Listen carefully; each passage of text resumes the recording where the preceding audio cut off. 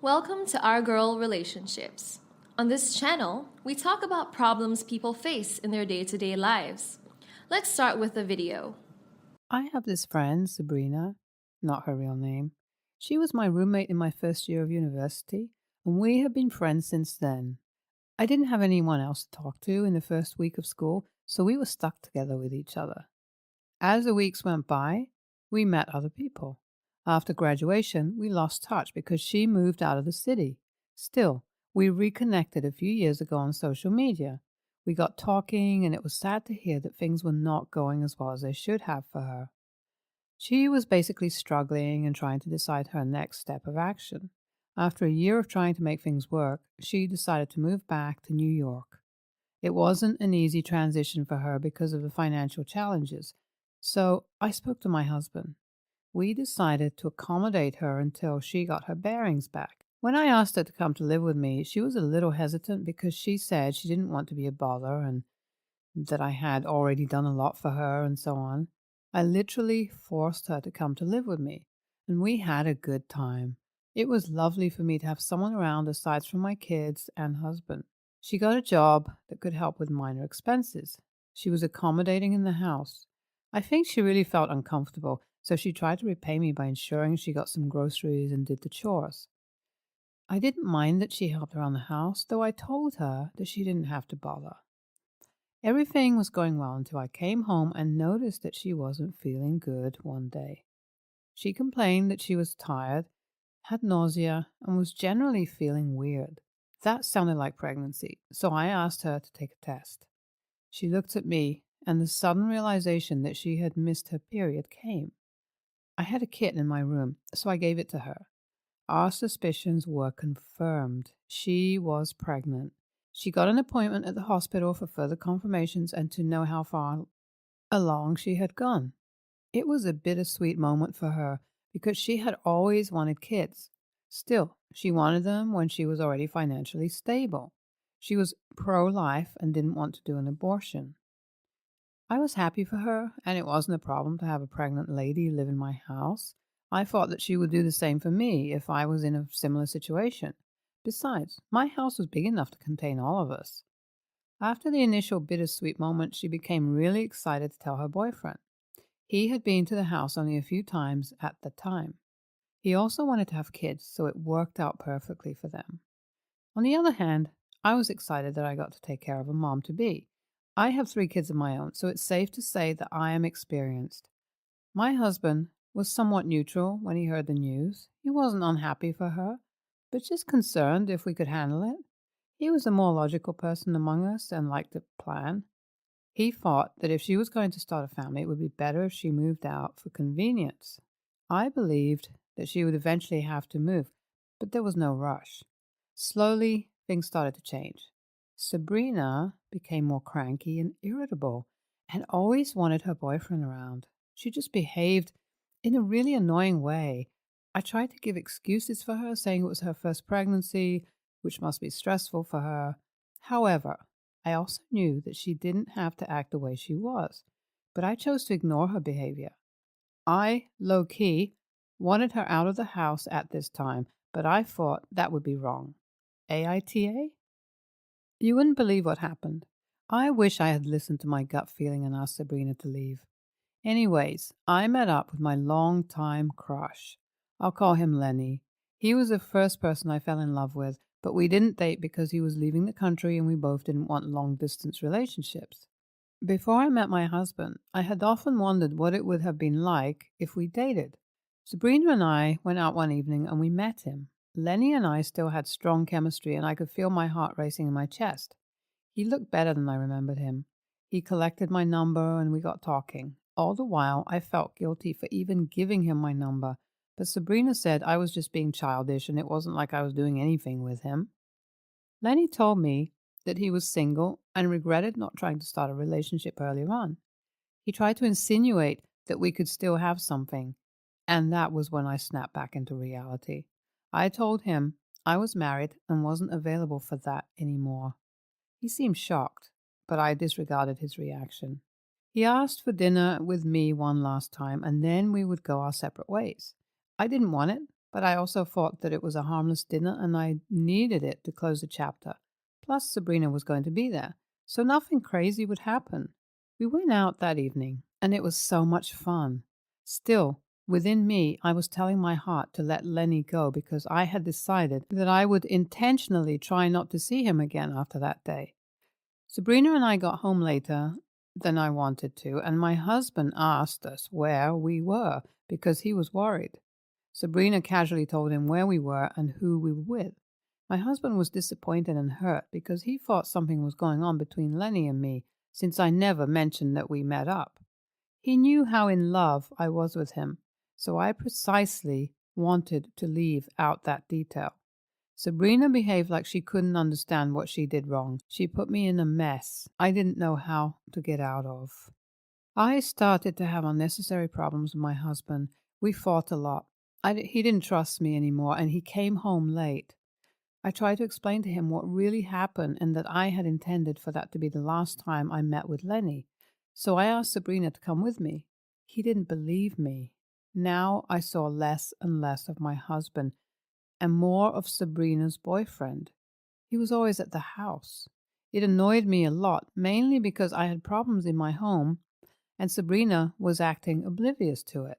It was almost as though she was enjoying it. I desperately wanted to save my marriage, so I decided to ask Lenny to speak to my husband and tell him the truth about everything. I asked to meet up with him and found out that it wasn't all a coincidence. Sabrina had actually asked to meet him. He asked about me and told her he wished to pursue something with me. So she said she would try to set something up. I was in shock because she acted like it was all a coincidence. This also made me believe that her casually saying to my husband that we were with Lenny that night and intentionally making us come home as part of her plan all along. I needed to find out what game she was playing before my marriage was utterly destroyed. Lenny told me that Sabrina omitted the part that I was married, and he was actually surprised when I told him. I shared my suspicions with him and asked him to play along with Sabrina to find out what she was really doing. He sent her a text in my presence that said he wanted to speak to her about me with a heart-shaped emoji. She replied in less than a minute, and they agreed to meet up somewhere in town. Lenny found that my suspicions were correct. She set us up on a purpose so that my husband would find out and not be interested in our marriage, and then she could move her boyfriend into the house. That was a twisted thing to do, and only a psychopath would go through so many intentional steps to inflict pain in someone else's life. I called the cops, and Lenny and I told them everything. This is what I get for being a good person. I just wanted to help her, and she repays me by trying to destroy my marriage for selfish reasons. How could she think that if I separated from my husband, she could get her boyfriend to move in with us? I wouldn't let that happen, except she had another plan to manipulate me into it. Lenny met with my husband and told him how everything happened and that he never meant to come between us. He also admitted that he made advances at me when he didn't know that I was married, and I sternly declined. My husband forgave me, and things were coming back to normal, but I knew that I still had to gain his trust. I could have prevented it if I had not let my friend live with us or told him that I had met Lenny. It would have been so much easier to tell my husband what happened before Sabrina could do anything, because it only made me look like I was hiding something. I have learned my lesson, and I will never let anyone come to live in my home again for a protracted period. If they want to stay longer than 1 to 2 days, they are not welcome. I would gladly direct them to a guest house. NTA, I wish you had followed your gut when you felt it was time for her to leave your house. You wouldn't have gotten into any trouble and probably never have seen Lenny again. NTA, I don't think there was anything wrong in having dinner with an old schoolmate. Even though I know it was more complicated than that, that was the baseline. Your husband should have trusted you. Next story.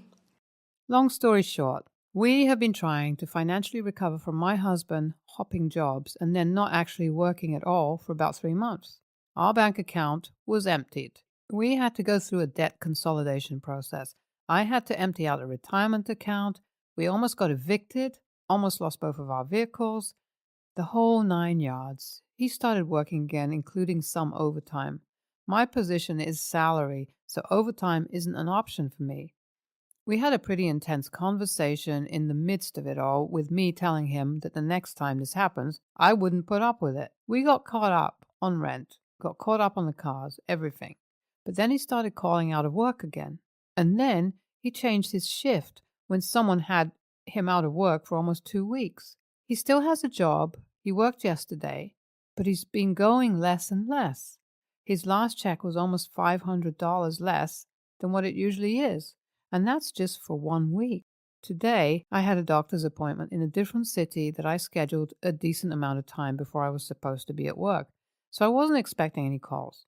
I went to my doctor's appointment, stopped to get gas, and then my car wouldn't start. Tried to call my husband, and I got the "You're not able to make calls" recording. The bill is in his name due to that being an agreement we have. I handle rent, utilities, etc. He handles miscellaneous things. Found a place with Wi-Fi and tried to call him through Messenger. Got that taken care of, but was still a little bit frustrated at being stranded for a bit with no phone. We got all that dealt with. He calls the phone company to see if we can get an extension or make a smaller payment on it. Nope, it's going to be way over past due.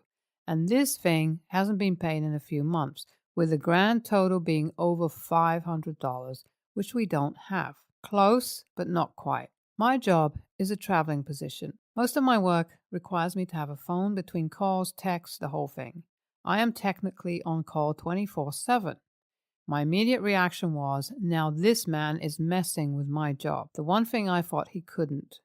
I broke down in tears and told him to get out and to not come back until the phone bill was paid. He's not getting a paycheck this week because of how long he was out due to him switching shifts.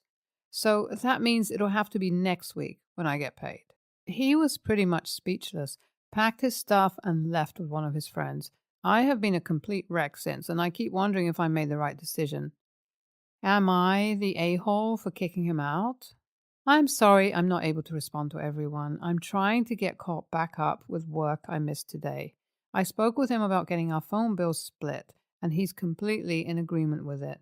He is currently at work right now. I do thank you all for the input and advice, and even for the suggestions for how I can help support myself or him better, whether that be the responses of getting a divorce or trying to listen to him more.